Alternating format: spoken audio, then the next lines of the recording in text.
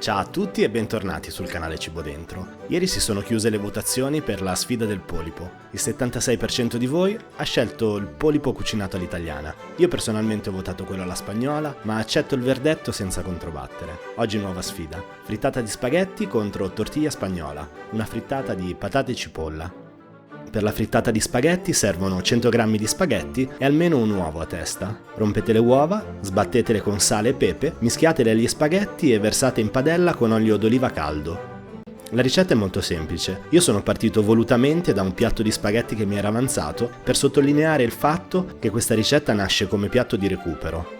Una ricetta della tradizione campana, oggi definita di recupero, è nata quando probabilmente questo termine ancora non veniva usato. È un termine che serve oggi, visto che compriamo e consumiamo cibo senza criterio, per definire quelle ricette dove una volta tanto evitiamo di sprecare.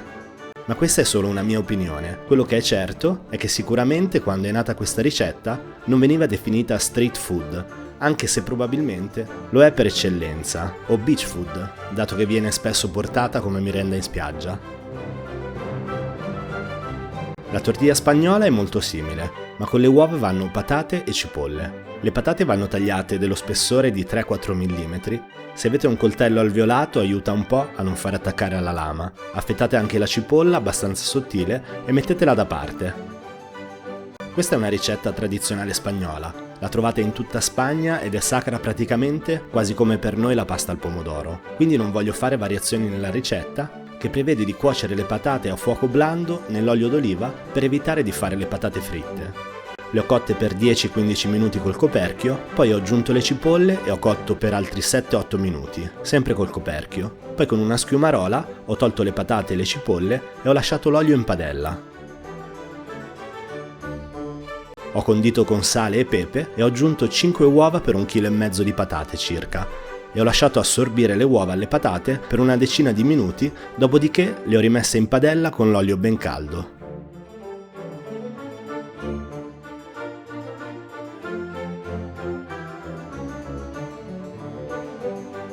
Ho lasciato cuocere un minuto a fuoco vivace, poi ho abbassato la fiamma e ho continuato a cuocere col coperchio per 15 minuti.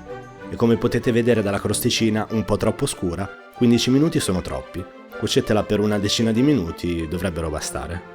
Poi aiutatevi con un piatto, giratela e cuocetela altri 5-6 minuti dall'altro lato. Intanto che la frittata si cuoce, vi ricordo che trovate i risultati precisi con le percentuali della votazione per la sfida del polipo sulla pagina Facebook Cibo Dentro, mentre i risultati della votazione di questo video li pubblicheremo tra 4 settimane, sempre sulla pagina Facebook di Cibo Dentro. Entrambe le preparazioni sono adatte a un pranzo al sacco. La frittata di spaghetti, quella che ho fatto io almeno, è un po' più minimalista, ma spesso viene farcita con mozzarella, salumi, olive, insomma tutto quello che avete in frigorifero da un po' e mangiato da solo non risulta più molto appetitoso. Con questa frittata vivrà una seconda giovinezza. Anche semplice, però è molto buona.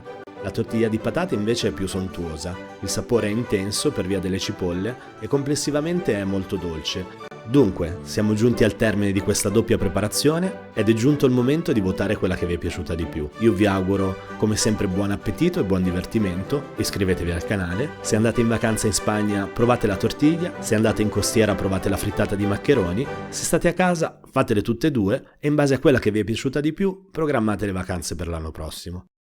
Ciao e a giovedì!